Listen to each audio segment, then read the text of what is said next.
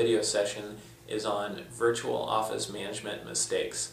Now, lots of people like the idea of running a virtual office. You don't have to have people coming into your home office, you don't have to pay for office space, you keep infrastructure costs low, but there's some dangers of doing it. You can lose control of quality, you can have people rip you off and bill you for time they never worked.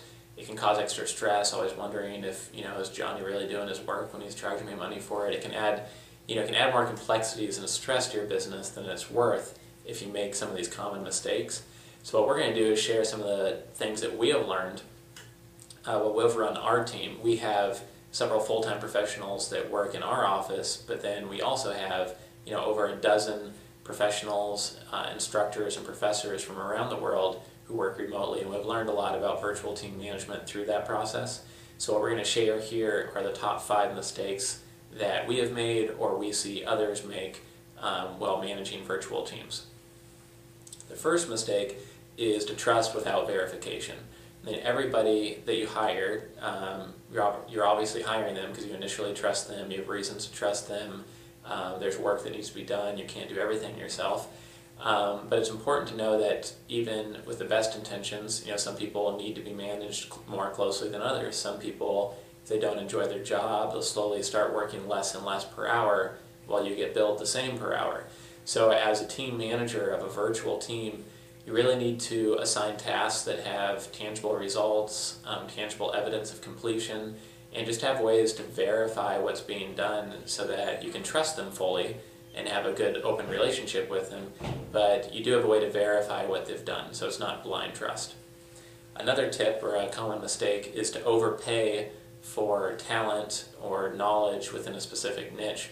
The truth is there are hundreds of professionals who are expert or close to expert status within any niche, and it might take a little bit of hunting and pecking around to find someone who might work for $15 or $20 or $25 an hour instead of $50 or $75 an hour, but you really don't, in most cases, need to pay $75 or $100 an hour or top dollar to retain these experts.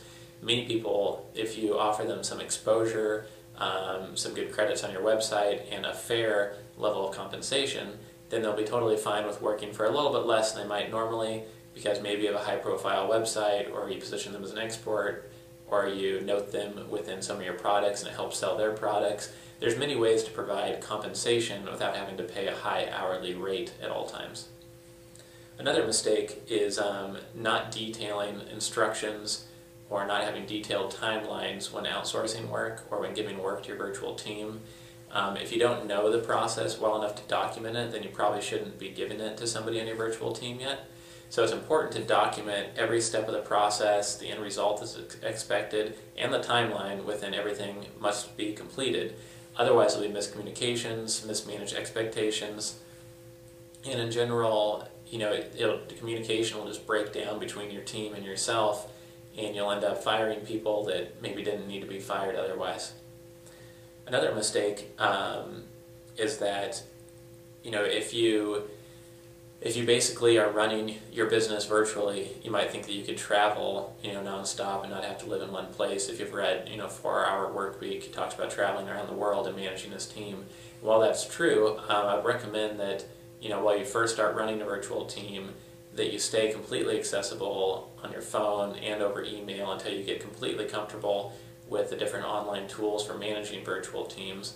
And the reason is that oftentimes things come up where you need to quickly take over somebody's work who suddenly stopped responding to emails. You need to interview people, and it's hard to do that without using some video or meeting face-to-face at least once. So I'd recommend learning for yourself some best practices in virtual team management before really kind of setting it on autopilot or just managing it a few hours a week, and that way you'll waste less money. So I think the key takeaway here is that when you're managing a virtual team, you need to document everything very carefully and set expectations very clearly up front, because you don't have the benefit of face-to-face interactions. You have to be especially clear on the process that you'd like everybody to follow. Thank you for your time today, and again, this is BusinessTraining.com, where we can help you double your qualifications and boost your compensation.